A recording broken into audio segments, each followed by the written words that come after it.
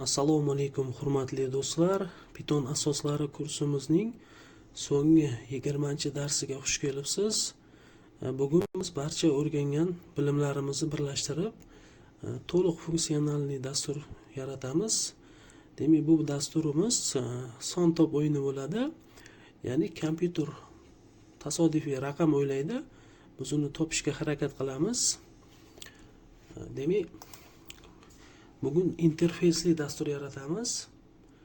Ya'ni Tkinter moduli yordamida, Tkinter bu Pythondagi grafik o'yinlar yaratish uchun ishlatiladigan kutubxona hisoblanadi. Ya'ni bu Pythonning standart kutubxonasi hisoblanadi.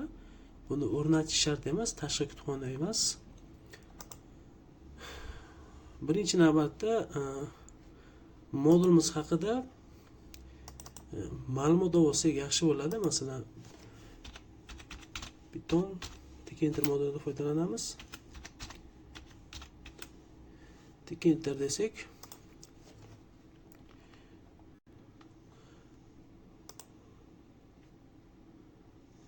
ya'ni Tkinter moduli bo'yicha bu yerda dokumentatsiyasi bo'ladi. Bironta yangi moduldan foydalanayotganingizda albatta uni dokumentatsiyasini o'qib chiqing. Ya'ni qanaqa funksiyalari bor, qanaqa vazifa bajaradi. Shundagina dastur yozishingiz osonroq bo'ladi. O'zi dasturlashda yangi moduldan foydalanayotgan vaqtingiz, umuman tashqi modul bo'lsin, Pythonning standart moduli bo'lsin, hammasini dokumentatsiyasi bo'ladi. Google'da qidirishingiz mumkin. U yerda hammasi modul haqida dokumentatsiya ma'lumot mavjud. Dokumentatsiyalar asosan ingliz tilida yoziladi. Ingliz tilini bilsangiz yaxshi, agar bilmasangiz ham perevod qilib o'qib olsangiz bo'ladi.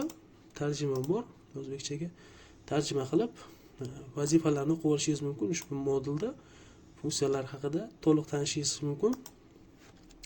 Demak, tanishib bo'lganingizdan so'ng undan foydalanib dastur yozishingiz mumkin. Demak, biz bugun dasturimizda yozishni boshlaymiz. Buning uchun Tkinter modulidan foydalanamiz. Tkinterda import qilib olamiz. Import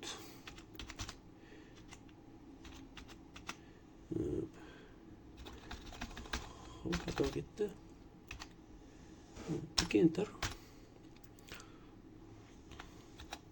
buni nomni qisqartirib yuboramiz. Bu haqida modullar darsida to'liq gaplashganmiz. Agar ko'rmagan bo'lsangiz, modullar darsini qaytib ko'rishingizni so'rayman. Bo'lmasa tushunmasangiz mumkin bu narsalarda. Demak, biz hozir Tkinter modulini import qildik va uni kichikroq nom bilan chaqirib oladigan qildik. Ya'ni asligini Tkinter deb yozib olishimiz shart emas. Tk deb yozsak, o'sha modulimiz chaqiraveradi. Baribir dasturda ishlatishingiz mumkin chaqirib. Demak, random modullardan foydalanamiz bugun.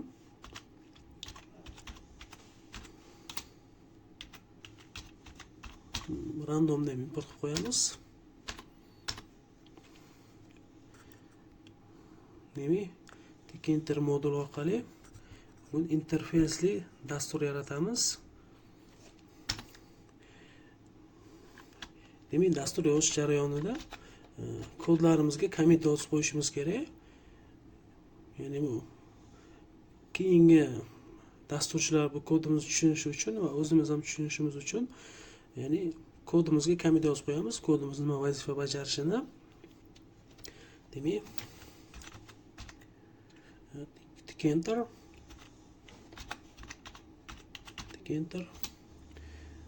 asosiy o'yinni hosil qilish.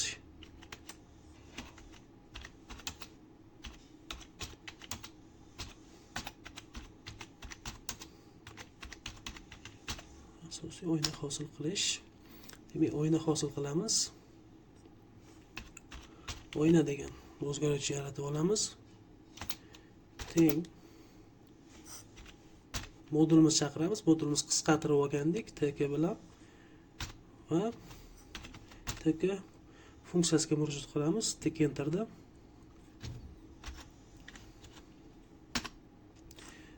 Oyna o'ynamiz, ya'ni dasturimizga nom beramiz. Sarlavha. Buning uchun o'yna deb chaqirib olamiz va title deb yozamiz.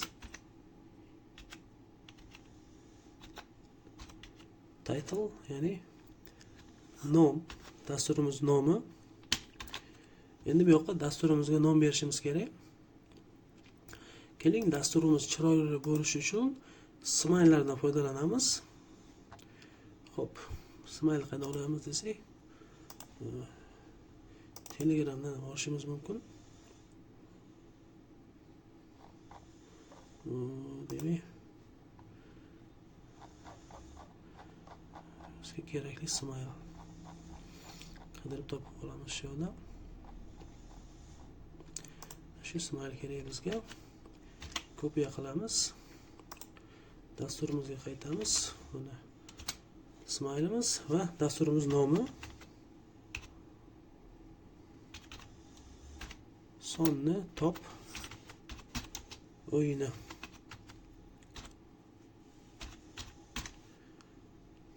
Demak, bu dasturimizning nomi.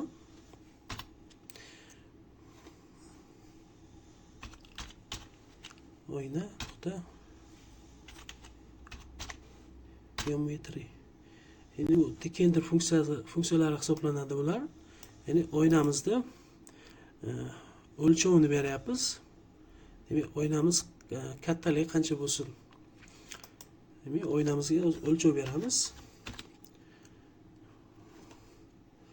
Masalan, berishimiz mumkin 400 ga 400.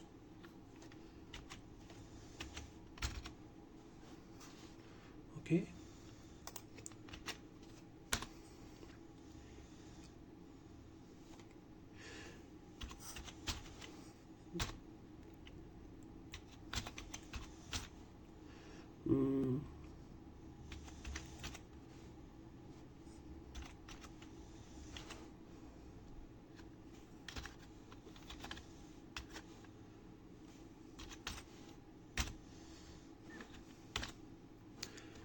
Ya'ni o'ynamizga rang beryapmiz. Bu kodimiz orqali, ya'ni B ga background, ya'ni qisqartmasi backgroundni B ga o'ynamizni orqa fondiga rang beryapmiz. Bu yerda rang kodini yozishimiz mumkin yoki rangni o'zini ham yozishimiz mumkin. Bizga qulayroq o'sha kodini yozsak qulay. Demak, nima rangimiz kodi bu F2 FF. Mana ko'rib turibsiz. Sen oq rang berdik orqa fonga. Demak,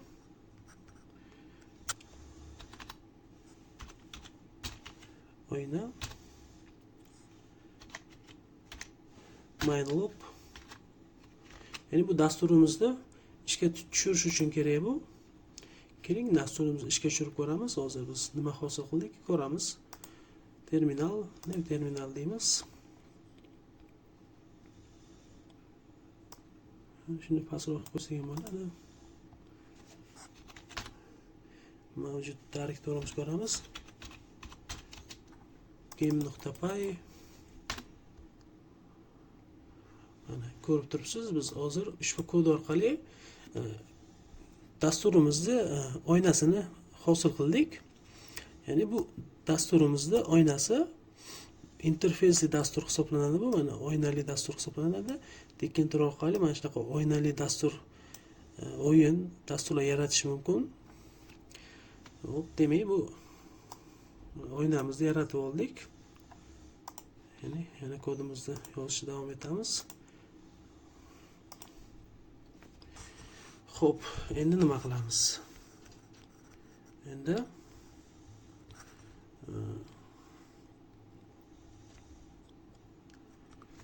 sarlavha yozamiz o'yinimizga. Demak, bu yoqqa ham commit yozib qo'ysa yaxshi bo'ladi. Sarlavha deb qo'yaylik shu yerga. Sarlavha. Demak,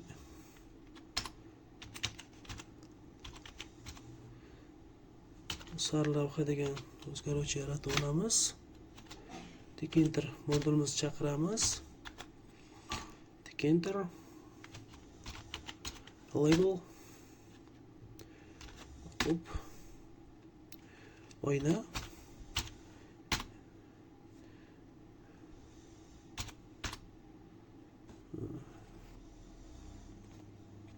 tekst yozamiz.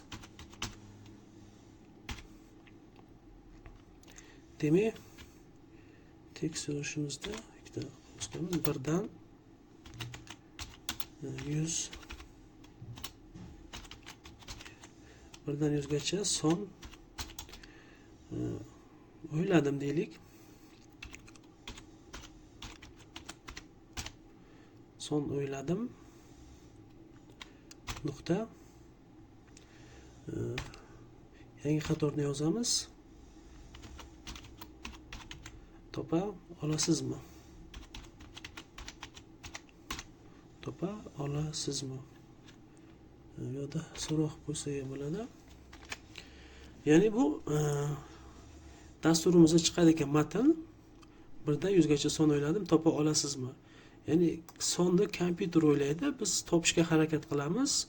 Ya'ni taxminiy bironta son o'ylar kompyuter. Kompyuter o'ylagan sonni topishga harakat qilamiz. Bu o'yin shunaqa. Demak, biz tekst yozdik oynamizga va fon teng desak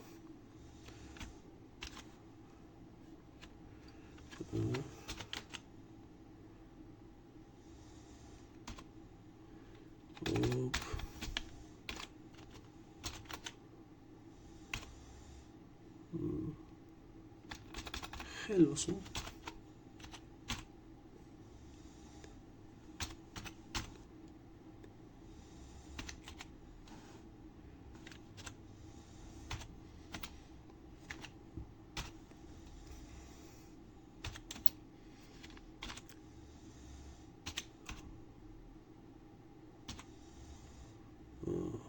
Bolt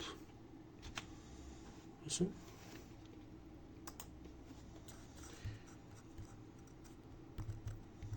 Demek, hozir biz nima yozdik? Hozir aytamiz.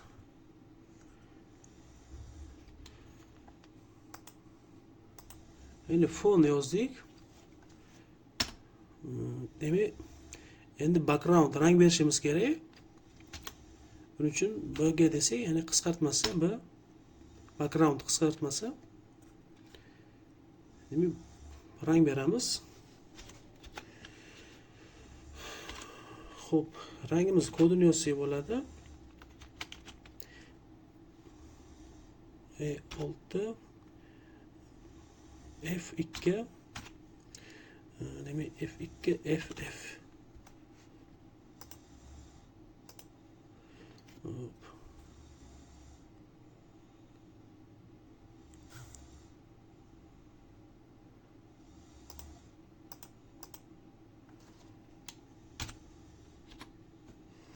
Şuradaki dasturni ishga tushirib qo'ysak, bizda xatolik bor. Dasturimizda sintetik error deyapti. Chunki biz vergulni qoldirib ketdik bu yerda. Vergul bo'lish kerak. Bu yerda ham mana rangimiz ham chiqdi bu yerda. Oq rang.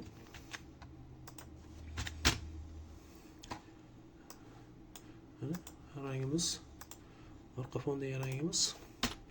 Yana rang beramiz bu yerda.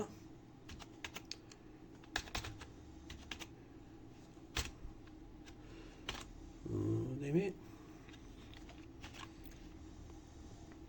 004 40 80 ko'kroq rangimiz bu, ya'ni matnimizning rangi hisoblanadi bu F'ga. Dasturimizni ishga tushirsak,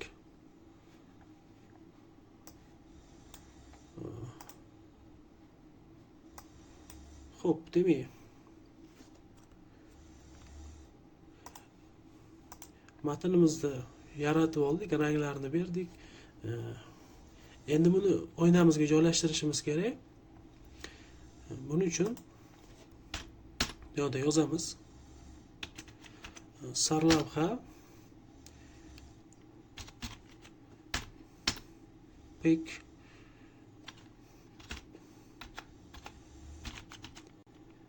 Paddy 20. Demak, Paddy 20 yuqori va pastda bo'sh joylar. Ya'ni biz yuqori va pastga 20 bo'sh joy qoldirdik va matnimizni o'rtaga olib keladi. Mana ko'rib turibsiz. 20 ga 20 joy qoldirdik. Matnimiz o'rtaga keldi. Mana biz bu yoqqa rang berganmiz. Matnimizning rangi 1 dan 100 gacha son o'yladim, topa olasizmi? Ajoyib, bu sarlavha qo'ydik hozir. Kodimiz orqali. Demak, dasturimizni yozishda davom etamiz.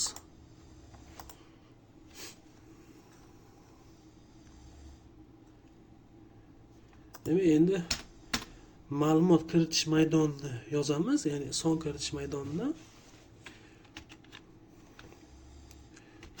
Bu yoqqa komitos qo'yamiz.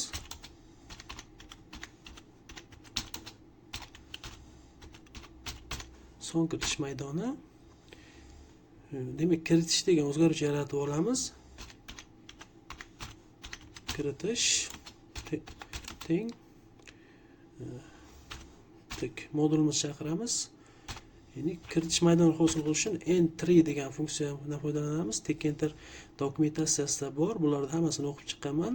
Siz ham o'qib chiqib, bemalol dastur yozishingiz mumkin. N3 ya'ni bizga maydon hosil qilib beradi bu. Demak, oyna deymiz. Ya'ni oynamizni ichiga yaratamiz, oyna deb chaqirib olamiz birinchi. Va font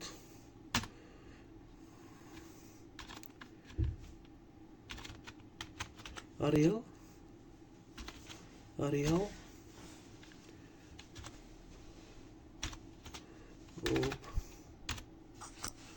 14. Demek fon verdik. Justify Enter.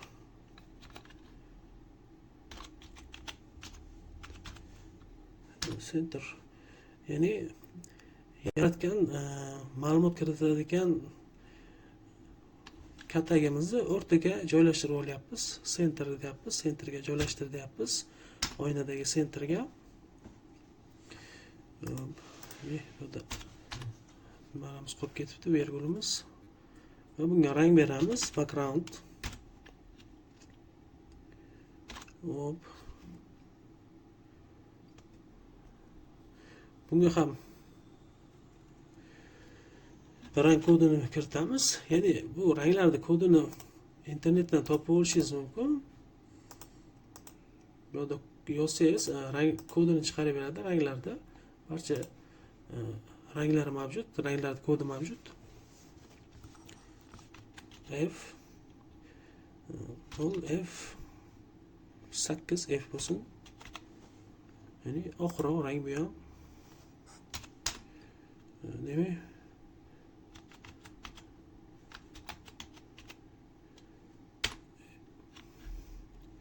F'ni ham rangini kiritamiz. 00 33 66. Ya'ni bu ko'kroq rangimiz.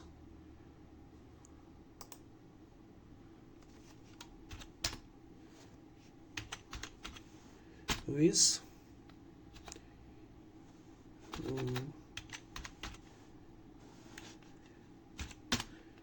ya'ni uzunligini beramiz va o'zgaruvchimizni chaqiramiz.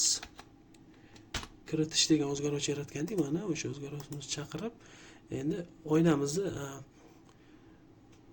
oynamizdagi joylashuvni yozamiz. Kiritish deymiz. Buning uchun bitta pick Paddy padi bo'ladi va 10. Yonga, tepaga, yonga 10 joy qoldir degan ma'noda bo'ladi bu. Kodimizni ishga tushirsak, mana ko'rib turibsiz. Ma'lumot kiritish kartakchasini hosil qildik. Xohlagancha ma'lumotimizni kiritishimiz mumkin bunga. Ajoyib. Demak, davom etamiz. Endi bunga tugma qo'shishimiz kerak, ya'ni button deyiladi. Son kiritganimizda taxmin qilish tugmasi bo'ladi. Tugma bosilganda kiritgan sonimiz to'g'rimi yo'qmi tekshiradi. Buning uchun taxmin deymiz. Taxmin tugmasi. Taxmin tugmasi. Okay.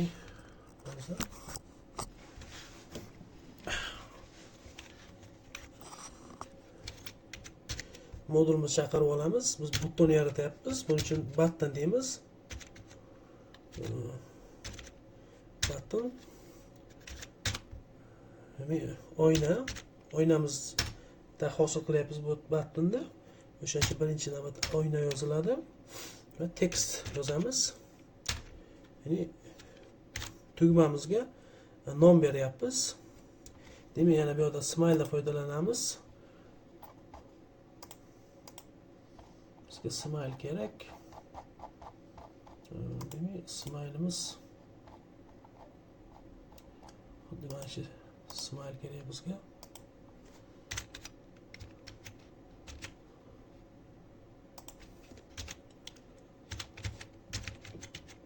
Taxmin qilish degan nom bo'ladi. Yani tugmamizning nomi bu. Demak, font beramiz bunga ham. Font Arial bo'ladi. Arial 12 bold bo'ladi, ya'ni fonimiz.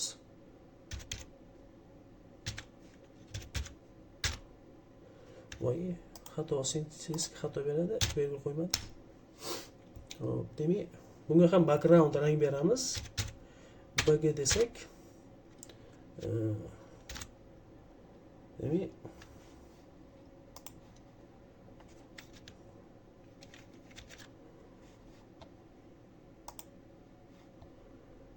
kodini yozamiz rangimizda.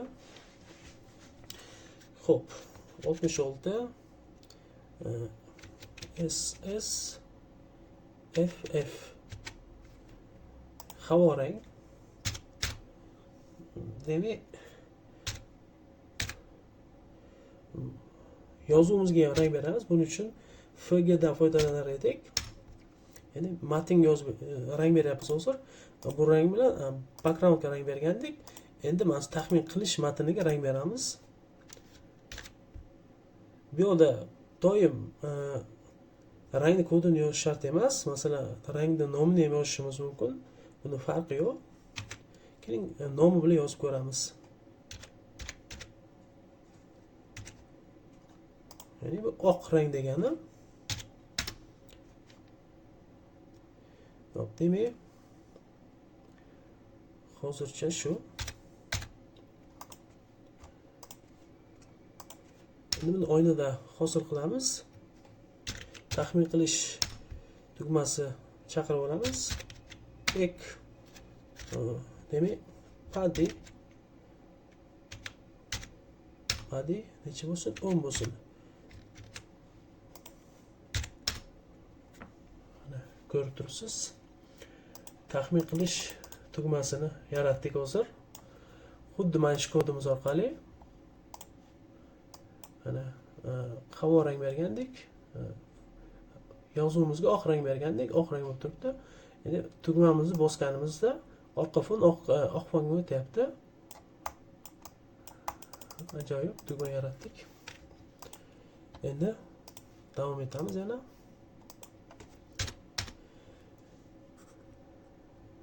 Demak, natija chiqadigan joyda ham qilishimiz mumkin. Buning uchun o'zgaruvchi yaratib olamiz. Natija yozuvi, ya'ni natija yozuvi va modulimizni chaqirib olamiz va label yaratamiz. Demak, oyna bir har doimgidek text beramiz. Text. Bu tekstimizni bo'sh qoldiramiz.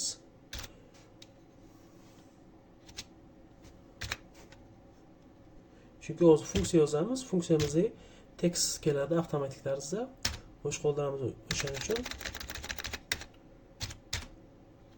Xo'p, font beramiz. Font Arial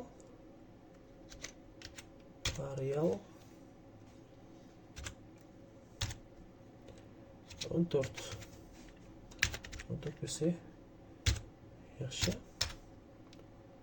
Background rang beramiz. BG desak va bu yerda rangni kodini yozishimiz mumkin. Hop. E6 F 2 FF.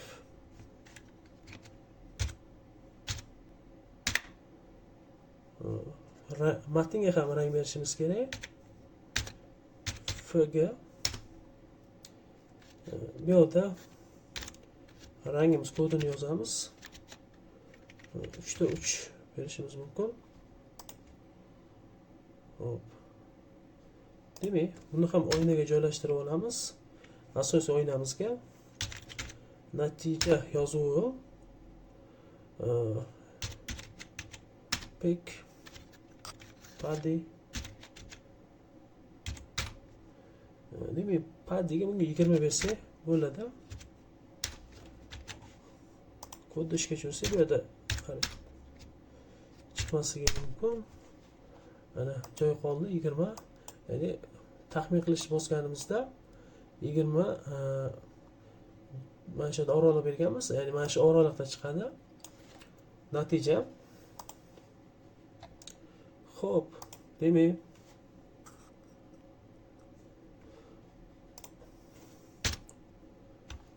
yo'qqa commit yozmayapmiz. Commit yozib ketamiz.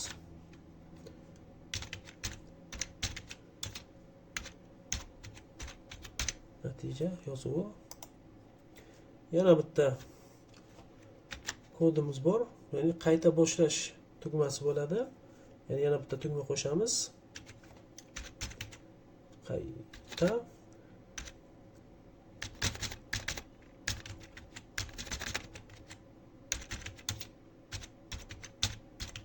Qayta boshlash. Demak, qayta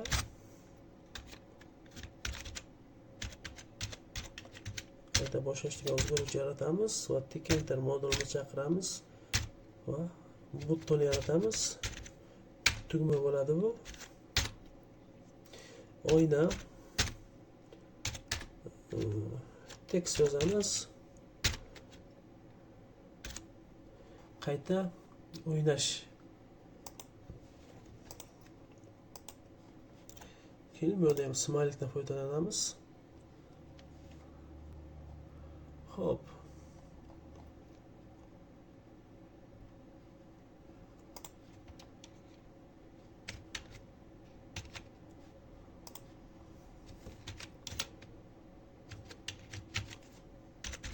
Qayta o'ynash.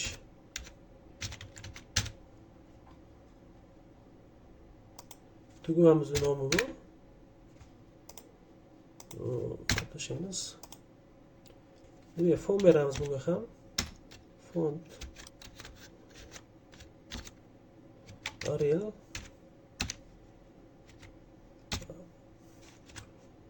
va 10 fontimizni qalinligi 10 bo'ladi. Bold fontida bo'ladi. Ya'ni qalinroq font bu. Bold fonti. background rang beramiz. Rangimiz kodini yozsak bo'ladi bu yoqqa 99 SS bo'lardi va 33.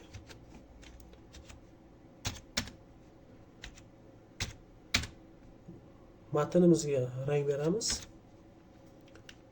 Bunga ham oq bersak bo'ladi.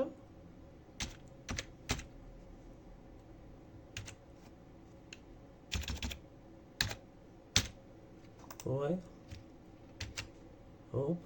Demek.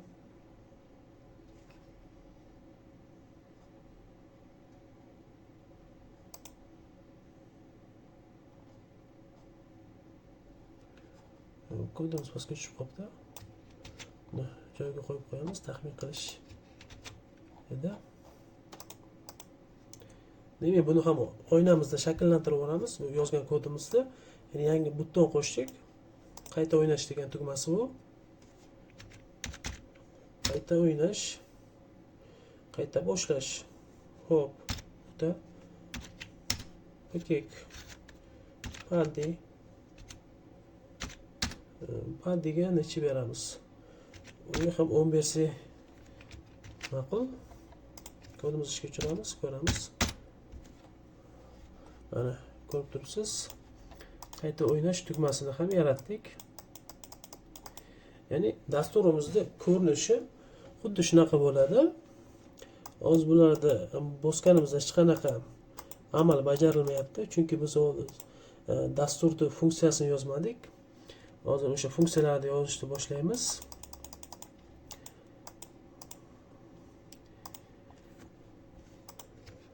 Demak, bu yerda yozib kelsak bo'ladi. Boshdan yozib kelamiz yana.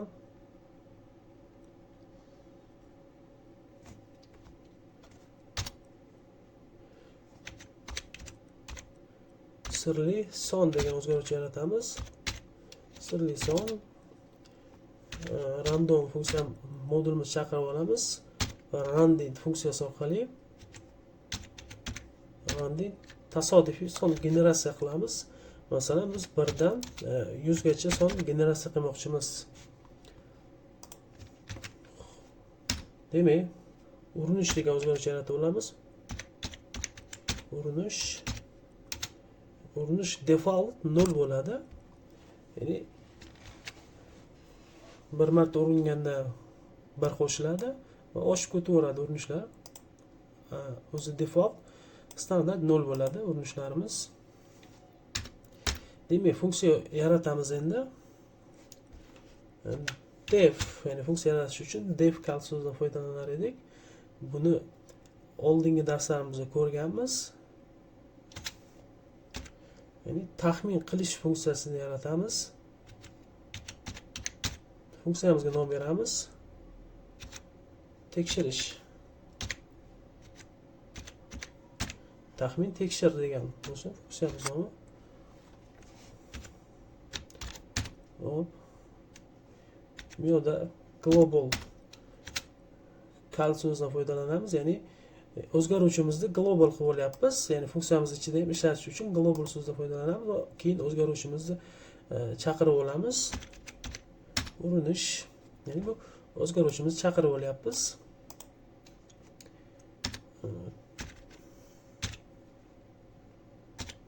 Taxmin degan o'zgaruvchi yaratyapmiz. Kiritish nuqta get.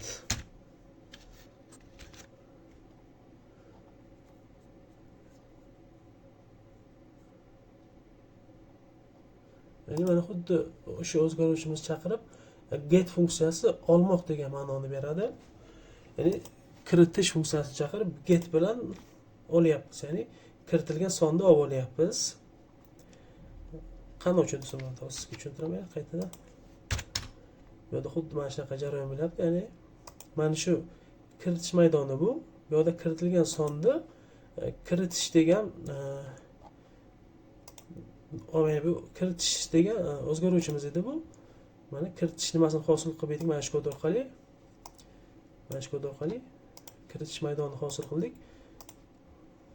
o'sha kiritishni chaqiryapmiz va get orqali, get ya'ni olmoq degan ma'noni beradi.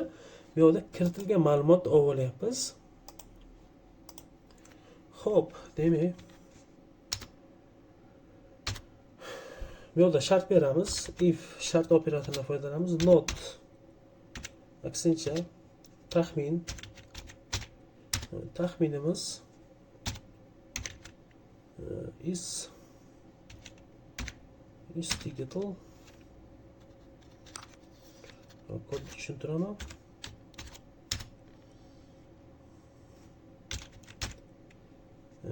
Natija yozuv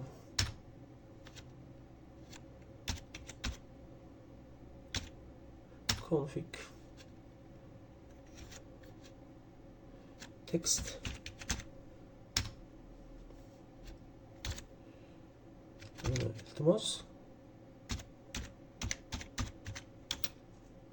iltimos faqat raqam kiriting.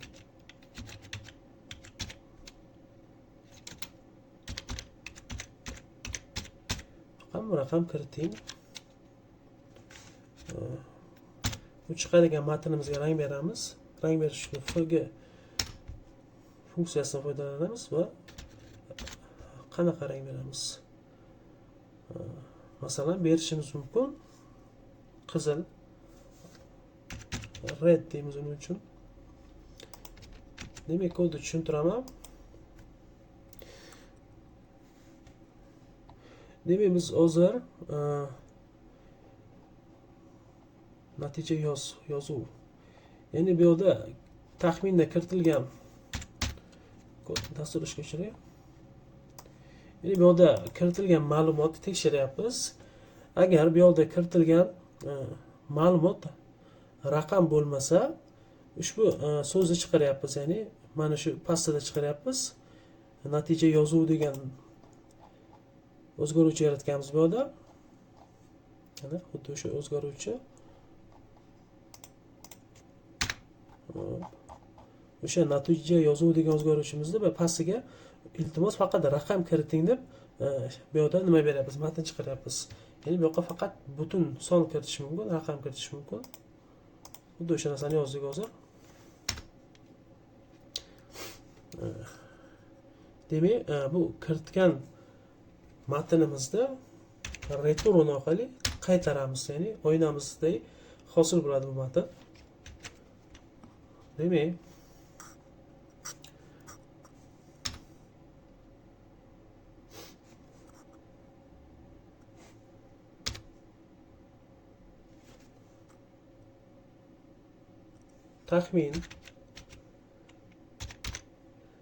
taxmin deymiz. Int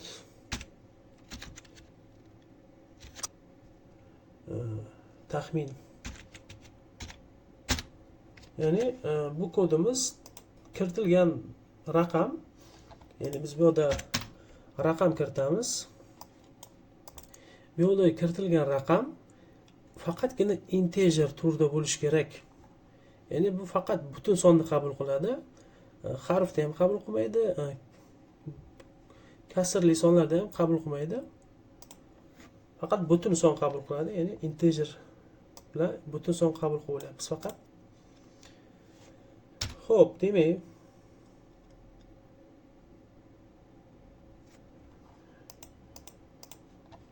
yana bittasini aytish kerak. Ya'ni bu yerda ma'lumot kiritganimizda, masalan, butun son kiritgan taqdirimizda ham bu yerda string ko'rinishida qabul qilinadi. O'sha string ko'rinishida qabul qilgan stringni butun sonda biz integer int orqali butun songa o'tkazib olyapmiz. Demak, urinishlar plus 1. Ya'ni bu yerda masalan biz son o'yladik, kompyuter qanaqadir? Biz bu yerda kompyuter o'ylagan sonni topmoqchimiz. Masalan, kompyuter 50 o'yladi, biz u yoqqa 11 kiritdik va bitta bosdik, xato berdi. Ya'ni biz bir marta urindik. Bir marta uringanimizda o'sha urinishlarga har bitta bu yerda bosilgan tugmaga 1 qo'shib ketyapmiz. Ya'ni urinishlar sonimiz hisoblanadi bu orqali. Demek davom etamiz. Yana bu yerda shart beramiz. If taxmin kichik bo'lsa sirli sondan o'ziga chiqar.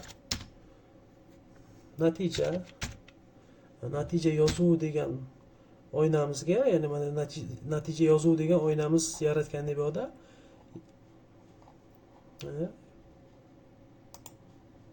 Xuddi o'sha mana shu joyda chiqadi taxminan. Natija yozuviga demak matn chiqarish uchun confdan foydalanamiz. Conf text deyamiz. Text qanaqa tekst chiqarsin? Masalan, taxminimiz kichkina bo'lsa sirli sondan bu yerda chiqaramiz, kattaroq son kiriting deb. Keling yana shu yerda smile foydalanamiz. Qiziqroq bo'lish uchun. Buning uchun o'sha smile bo'lsa ham bo'ladi.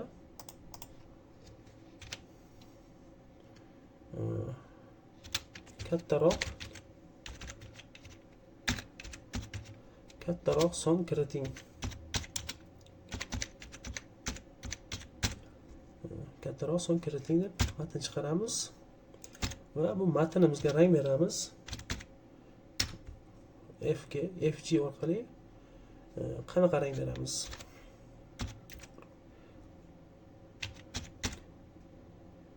Orange rangini bersak bo'ladi. Demak,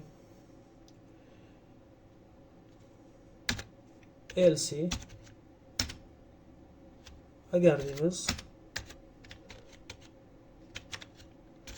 Hop. Natija yozuviga yuklayapmiz. Conf orqali.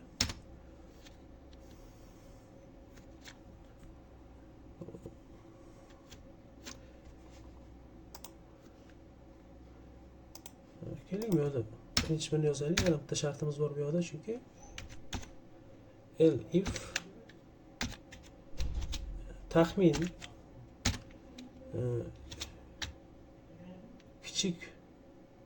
taxmin katta bo'lsa sirli sondan bu yerda matn chiqaramiz. Qanaqa matn chiqaramiz? Natija yozuvi conf text kichikroq son kiriting deb matn chiqaramiz bu yerda. Yana bu yerda smile bo'lsa bo'ladi. Mana shu smile bo'lsa kichikroq son kiriting.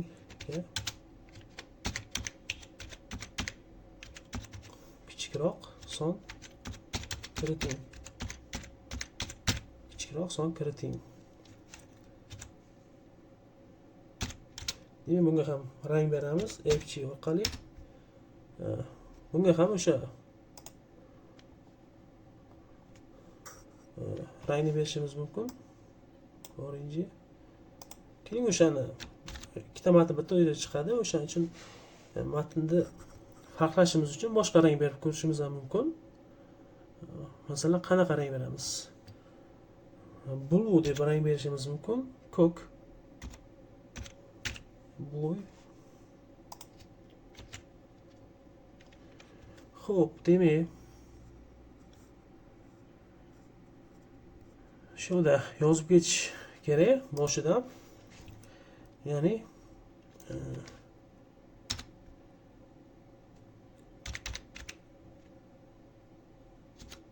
kiritilgan son agar katta bo'lsa, ya'ni topilmasa son, bu yerda kiritilgan sonimiz 11 bo'ldi. Masalan, bosdik 11 emas. O'sha raqamlardan tozalab tashlaydigan qilamiz. Ya'ni raqam topilgandagina o'sha raqam qoladigan qilishimiz mumkin. Buning uchun kirish, ya'ni kiritish, ya'ni kiritilgan son delete qilamiz. Buning uchun delete null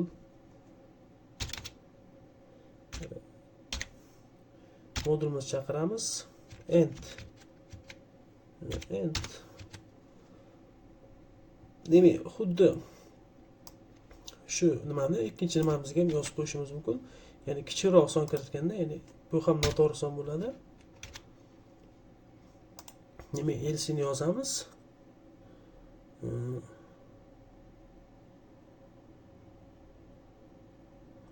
Buning uchun LC natija conf bu yerda matn yozamiz. Text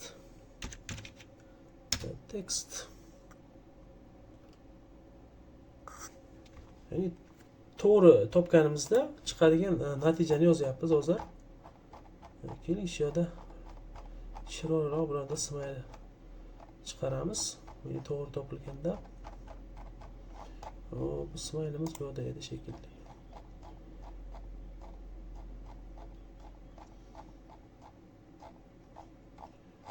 Voy.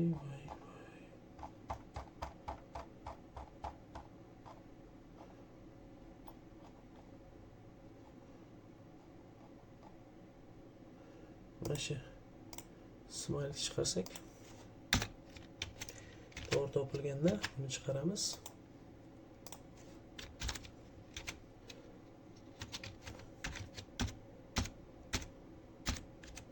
To'g'ri. Siz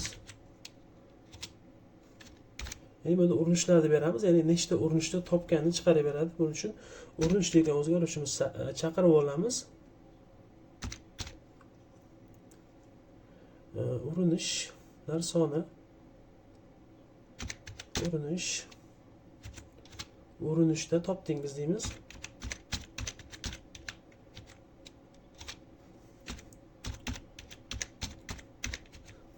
Urinishda topdingiz. Demak, matnimizga rang beramiz. FG orqali. Hop, bunga qanaqa rang berishimiz mumkin? Endi biz topdik. Yashil bersa bo'ladi, green bo'ladimi? Green. Kodimizni saqlaymiz. Xo'p, demak,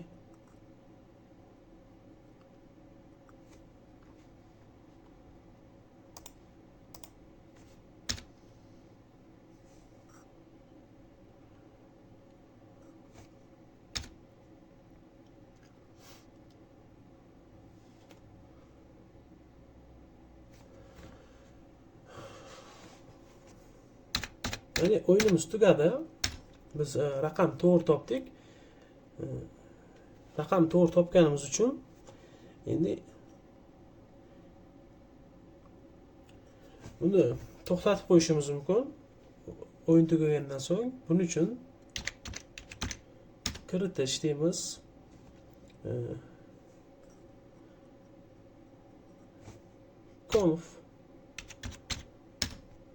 config status, ya'ni nima qilib qo'yamiz, ya'ni dasturimizni to'xtatib qo'yamiz, disable. Ya'ni o'yin tugadi, o'sha dasturimiz to'xtadi.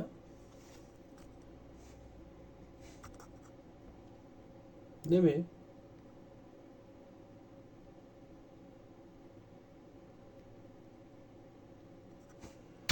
okey. Yana yangi funksiya yozamiz. Taxmin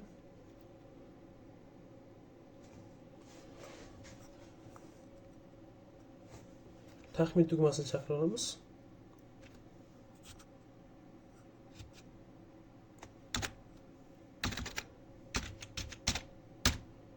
Taxmin tugmasi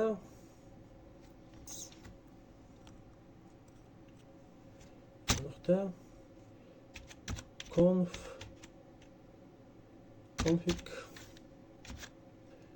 status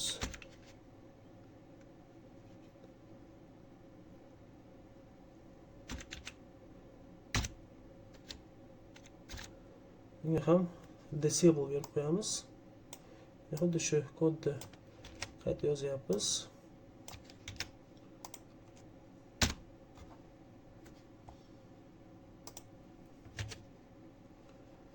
Hop, demak,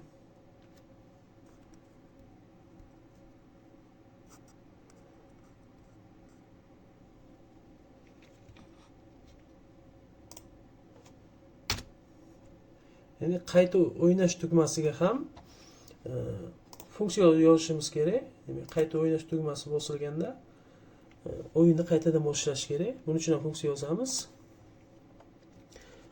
Dev qayta o'ynash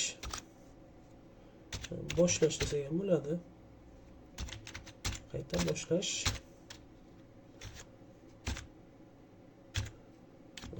Demak, global kal so'zi orqali sirli sonni chaqirib olamiz.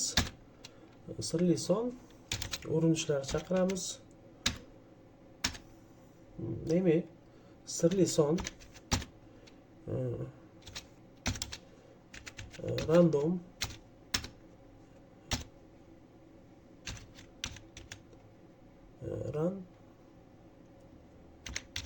randint, ya'ni qaytadan yana son generatsiya qilyapmiz, chunki o'yinni biz qaytadan boshlamoqchimiz. 100 birdan 100 gacha son o'ylaydi taxminan kompyuter va urinishlarga ya'ni default 0 berib qo'yamiz. Demak, kiritish nokta config status normal beramiz bunga. Normal. Demak, taxmin tugmasi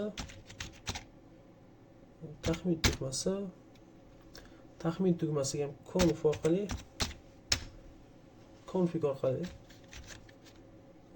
buni ham statusini normal beramiz, chunki biz boya disable orqali statuslarni o'chirgandik, o'yinni tugatgandik. Endi o'yinni yana qaytadan boshlayapmiz va kiritish delete, ya'ni kiritilgan sonni o'chirish funksiyasi kodi edi bu 0. Ya'ni agar son kiritgan sonimiz xato bo'lsa o'chiradi maydonimizni, kiritish maydonidan.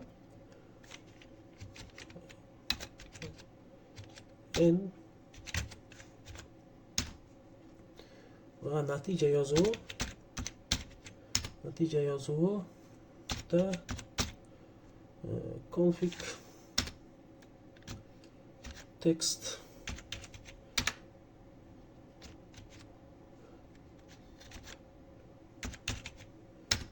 text beramiz.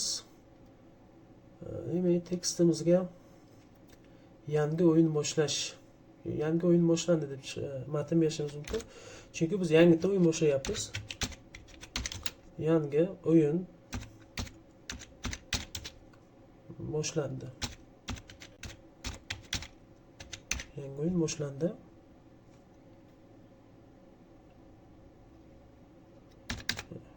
Boshlang deyishimiz mumkin. Yangi o'yin boshlang. Bunga rang beramiz fg orqali. Rangimiz 3 3 bersak bo'ladi.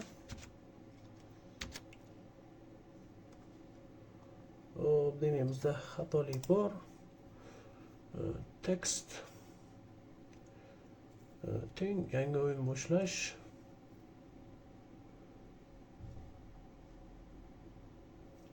Demak,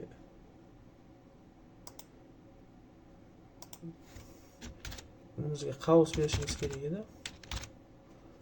Okay. Demak, biz hozir ikkita funksiya yozdik. Qayta boshlash funksiyasi va taxminni tekshirish funksiyasini yozdik. Ya'ni biz kiritgan raqamni tugmani bosganimizda o'sha taxminni tekshirib berar ekan funksiya hisoblanadi bu. Endi nima qilamiz?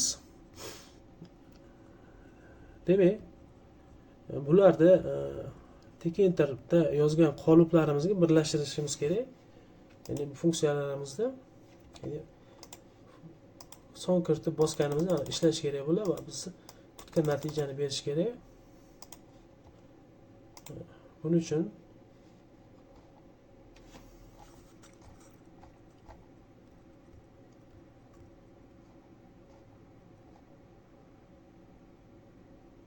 taxmin tugmasiga o'sha funksiyamizni biriktiramiz. Buning uchun qanaqa qilamiz? Demak, taxmin tugmasi nimasi ekan? Command command funksiyasi orqali taxmin tekshirish funksiyamizni yozsak bu yerda, ya'ni mana shu tugma bosilganda taxmin qilish tugmasi bosilganda bu yerda kiritilgan sonni tekshiradi. Ya'ni biz tekshirish uchun funksiya yozdik bu yerda. Mana taxmin tekshirish funksiyasini yozganmiz. Bu yerda tekshiradi kiritilgan sonlarni. Mana bu yerda berib qo'yganmiz. Xo'p, demak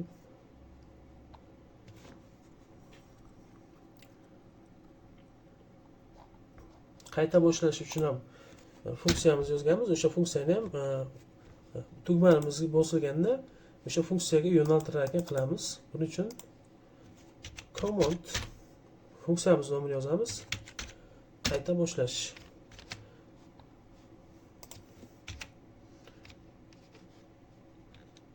Endi dasturimizda ishlatamiz. Bizda xatolik bor. Liniya 95 ta xatolik bor ekan. Mana chunki bu yerda biz nima bermadik. Virgul qo'yish kerak. Yangi komanda yozilayotgan vaqtda. Kodimizni ishga tushiramiz dasturimizda. Mana dasturimiz ishga tushdi. 1 dan 100 gacha son o'yladim, topa olasizmi deyapti. Keling taxmin qilib ko'ramiz. Masalan 30 taxmin qilish. Mana kattaroq son kiriting. Dasturimizda xatolik bor.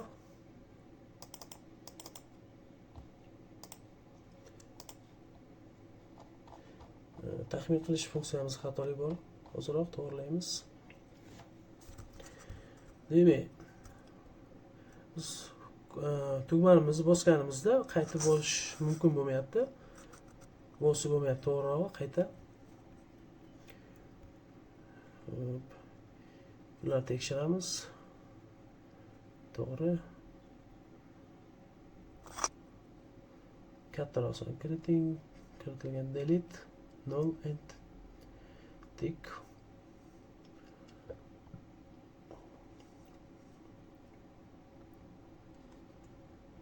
Xo'p.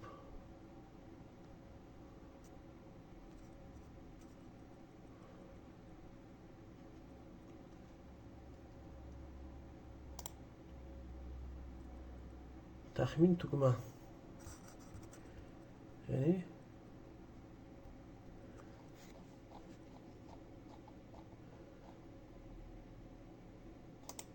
taxmin tugmasi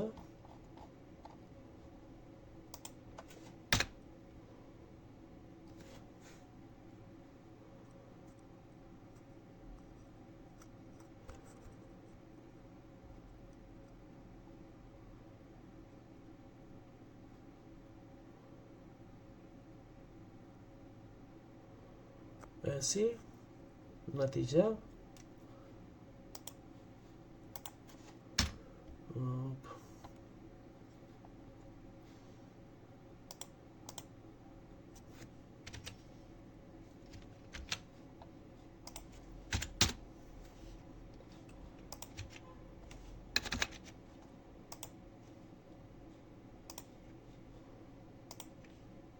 yana bitta sursak-chi. Xatolik bor.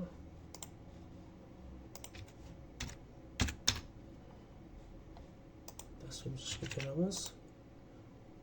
Mana ko'rib turibsiz. Endi buni sal buyoqroq bu yerda qolib ketgan ekan. Biz bu yoqqa surib qo'ydik. Shu yerda hozir xatolik bor ekan. Demak, dasturimiz xuddi shunaqa bo'ladi. 1 dan 100 gacha son o'yladim, topa olasizmi deyapti. Masalan, taxmin qilamiz 33 kichikroq son kiriting deyapti.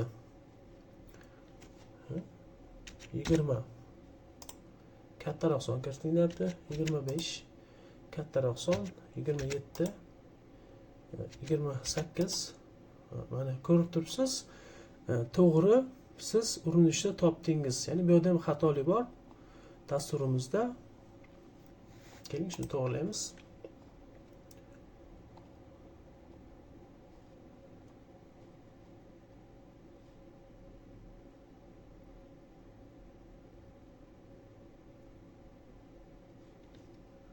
urinish.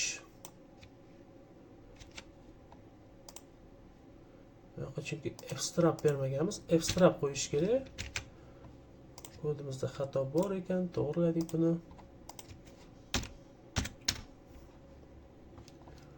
Mana endi taxmin qilib ko'ramiz. Kattaroq son kiriting deyapti. 40. Kattaroq 60. Kattaroq 70. Kattaroq son kiriting 80. Kichikroq son kiriting deyapti. 79. Ya'ni to'g'ri, siz 6 urinishda topdingiz deyapti. Ya'ni to'g'ri topdik, 79 ekan, 6 ta urinishda topdik va o'yinimiz tugadi. Ya'ni tugma bosishga iloji bo'lmayapti. Ya'ni biz qayta yana boshlashimiz mumkin. Buning uchun qayta o'ynashga bossak, ya'ni o'yinimiz qaytadan boshlanadi, yangi o'yin boshlandi. Demak, yana qaytadan o'ynashimiz mumkin bu yerda. Son kiritishimiz mumkin. Kichikroq son kiriting deyapti. 100 100gacha 90 80 kiritib ko'ramiz. Kattaroq son kiriting. Agar hech narsa kiritmay bo'ladigan bo'lsa, iltimos faqat raqam kiriting deyapti. Ya'ni biz bu yerda xatolik ushlab olyapmiz. Bu yerda faqatgina raqam kiritish mumkin. Demak, dasturimiz xuddi shunaqa bo'ladi. Demak, biz hozir Python dasturlash tilida interfeysli kichkinagina o'yin dasturimizni yaratdik.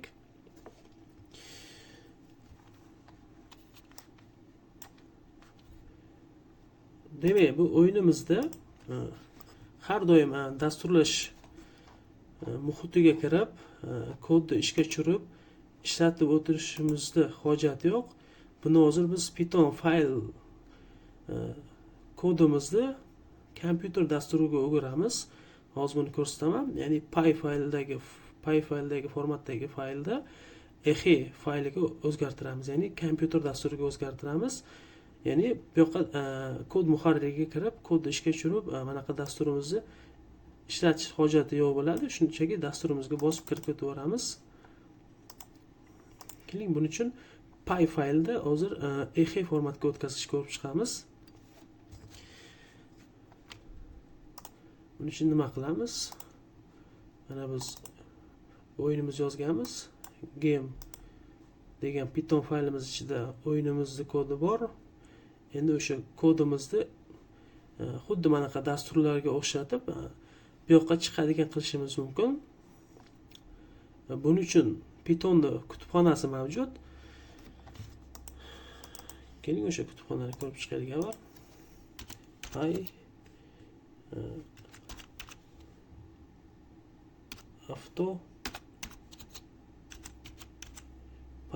exe desak, yani Python bizga kutubxonasini chiqarib beradi. Bu kutubxona haqida ma'lumot dokumentatsiya hisoblanadi. Buni o'qib chiqing.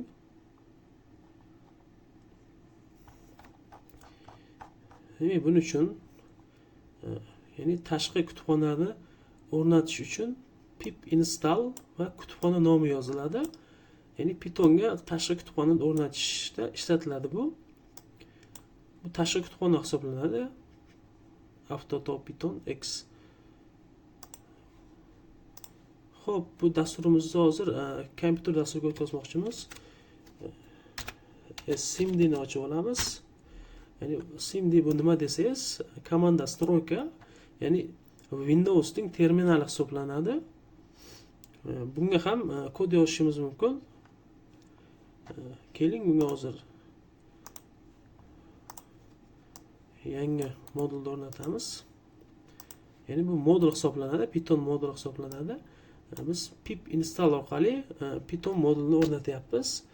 Ya'ni pipni versiyasini ko'rishimiz mumkin. Pipni versiyasi 25.2 ekan. Pythonda o'sha tashqi kutubxonalarda o'rnatish uchun pipdan foydalaniladi.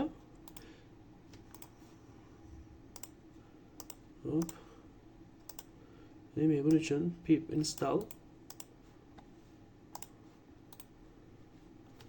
enterni bosamiz.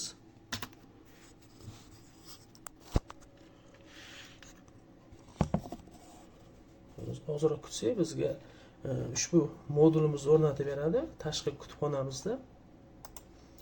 Va o'rnatganimizdan so'ng bu Python fayldagi kodimizni kompyuter dasturiga o'giramiz.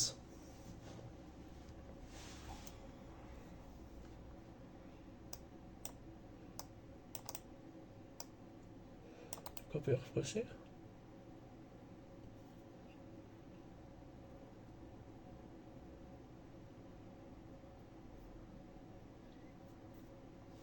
Keyin ungacha dasturimizga ikonka tanlab turamiz, ya'ni dasturimizga ikonka qo'yishimiz kerak bo'ladi.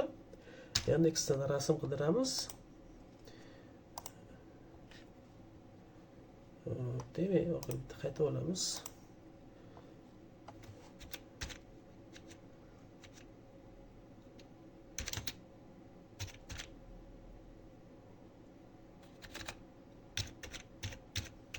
Windows number.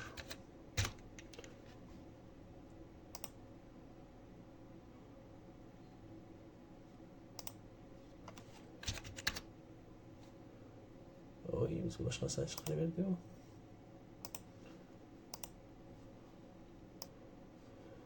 Demak, o'yinimizga ikonka tanlab olamiz. Ya'ni bizniki tasodifiy raqam topish o'yini edi. Dasturimizga ikonka sifatida shuni olsak bo'ladi. Chiroyliroq ekan. Kopiyaga qilib olamiz. Ko'chirib olamiz dastur rasmni. Demak, ikonkani, ya'ni biz PNG formatda rasm yukladik, uni ikonkaga o'zgartirishimiz kerak. Shuning uchun PNG to ikonka desak, bizga onlayn nimasi chiqaraveradi. Xizmatlar mavjud onlayn. Select. Hozir yuklab olgan rasm konvertatsiya qilish jarayoni boshlandi.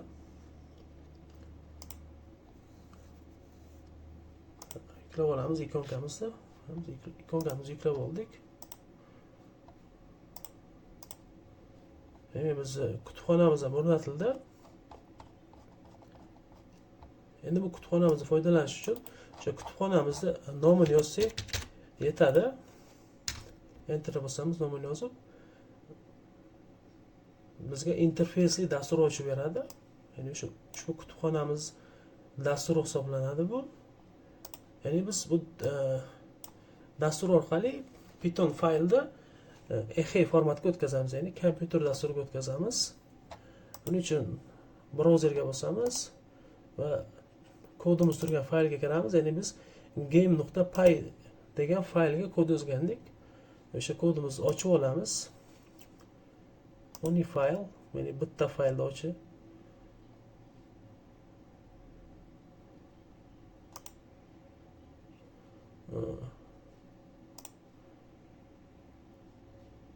Ikonka qo'yamiz. Ya'ni biz ikonkaga aylantirgandik PNG rasmimizda. Burada nastroykalar mavjud. Bizga kerak emas. Bo'ldi. Konvertni bossak, bizni Python faylimizni kompyuter dasturiga o'girib beradi.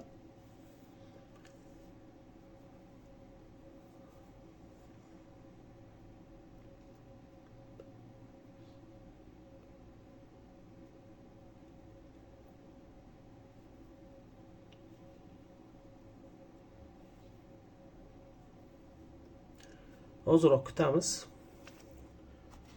Konvertatsiya qilish jarayoni bu. Ushbu faylimizda yangi fayl paydo bo'ladi.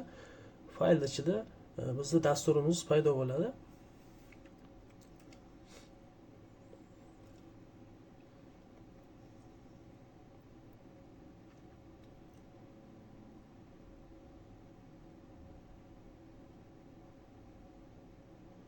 Mana ko'rib turibsiz, user output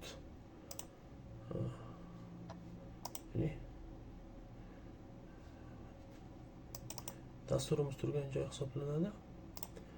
Mana ko'rib turibsiz, biz hozir ikonka qo'ydik. Ya'ni ushbu Python fayldagi kodimizda exe formatga o'tkazdik. Ya'ni kompyuter dasturiga o'tkazdik. Endi buni shunday olib kompyuterimizda foydalanishimiz mumkin. Mana ikonkamiz xiroq ekan, yaxshiroq ikonka qo'yish mumkin. Endi shuni bosib dasturimizga kirishimiz mumkin.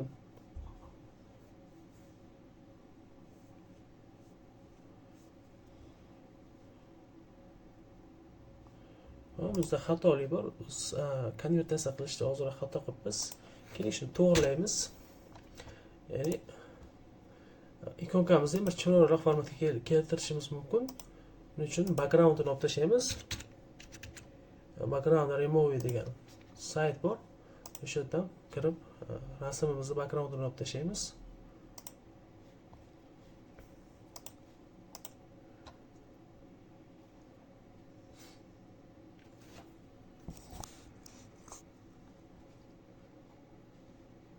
Download qilib olamiz, ko'chirib olamiz. Background olinganda. Endi buni ikonkaga o'tkazib olamiz. Konvertatsiya. Download. Hop. Demak, endi qaytadan ishga tushiramiz. Kutubxonamizda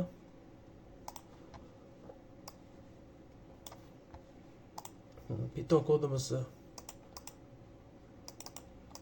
belgilaymiz. Open. Only file. Ya'ni biz buni tanladik. O'shaning uchun bizga komanda stroyka orqali ochib berdi. Biz buni o'zini tanlasak, ya'ni dasturda o'ziga to'g'ri kiradigan bo'ladi. Ikonkani bosamiz, biz hozir yuklab yaratgan ikonkamizni qo'yib olamiz. Dasturimiz ikonkasi hisoblanadi bu. Boshqa joyga uncha teginish shart emas. Setting va convert py.exe bitta bo'lsak, bizga dasturimiz yaratiladi.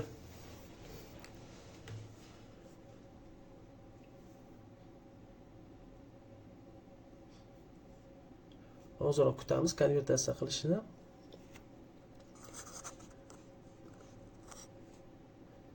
Ya'ni hozir biz Pythonda kod yozdik, ya'ni dastur yozdik. Endi o'sha yozgan dasturimizni, kodimizni kompyuter dasturiga o'giryapmiz. Ya'ni kompyuter uchun dastur yozyapmiz. Yozdik, to'g'ri? O'sha kompyuter formatiga o'tkazyapmiz dastur kodimizni. Mana hozir exe formatga o'tkazdi. Endi dasturimizga kirishimiz mumkin. Ana ko'rib turibsiz, biz kompyuter dasturi yaratdik. 22 kichikroq son kiriting deyapti. 20 15 12 10 9. Siz 6 ta 13 topdingiz. O'yinimiz ham to'xtadi va qayta boshlashga bo'lsa, yana o'yinimiz qaytadan boshlanadi. Ko'rib turibsiz, biz hozir Python dasturlash tilida interfeysli dastur yaratdik va yaratgan dasturimizni Python fayldan exe formatga o'tkazdik, ya'ni kompyuter dasturiga aylantirdik. Ya'ni biz hozir noldan kompyuter dasturlari qanaqa yozilishini ko'rib chiqdik.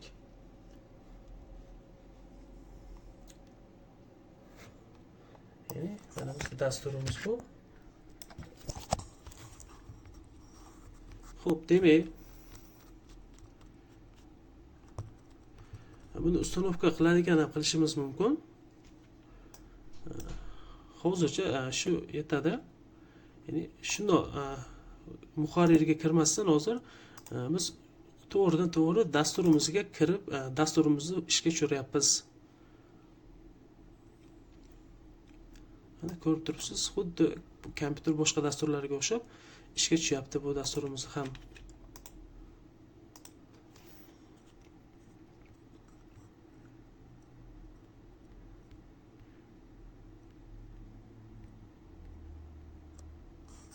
Demak, bugun xulosa qiladigan bo'lsak, bugun nimalar o'rgandik? Bugun Tkinter moduldan foydalanishni o'rgandik va Tkinter moduldan foydalanib interfeysli dastur yaratdik. Va yaratgan dasturimizni Python fayldan exe formatga o'tkazdik, ya'ni koddan kompyuter dasturiga o'girishni o'rgandik. Demak, kurs davomida o'rganganlarimiz Python asoslari va sintaksisini o'rgandik. Ma'lumot turlari va operatorlar bilan tanishdik, funksiyalar va modullar bilan tanishdik, fayllar bilan ishlashni o'rgandik, xatolarni boshqarishni o'rgandik, object oriented programming tamoyillari bilan tanishdik va interfeysli dastur yaratishni o'rgandik. Demak, Python asoslari kursimizni shu yerda tugatamiz. Keyingi qadamlarga tavsiya berib o'taman. Demak, Pythonni davom ettirish uchun siz Python sohasini, bironta sohasini tanlab olishingiz mumkin. Masalan, web dasturlash tanlashingiz mumkin. Ya'ni Pythonda web dasturlash uchun qulay frameworklar mavjud. Data science sohasini tanlashingiz mumkin. Machine learningni tanlashingiz mumkin. Avtomatlashtirish va skriptlashni tanlashingiz mumkin. Mobil dasturlash yaratish yo'nalishini tanlashingiz mumkin. Masalan, kompyuter dasturi yaratish yo'nalishini ham tanlashingiz mumkin. Biz kompyuter dasturi yaratishga misol ko'rdik. Ya'ni Python juda ko'p sohalarda qo'llash mumkin. Endi o'zingizga bironta yo'nalish tanlab olib, o'sha sohada ketishingiz mumkin. Demak, rahmat do'stlar. Python asoslari kursimiz yakunlandi. Siz endi Python dasturlash tilining asosiy tushunchalarini bilasiz va mustaqil ravishda dasturlar yarata olasiz. Demak, dasturlash bu doimiy o'rganish jarayoni. Har kuni amaliyot qiling, yangi loyihalar yarating va muammolarni yechishda tajriba orttiring. Ya'ni o'yinlar dasturi yaratib, o'zingiz muammongizni yechib va tajribangizni oshiring. Demak, e'tiboringiz uchun rahmat. Biz esa yurishda davom etamiz. Ko'rishguncha xayr.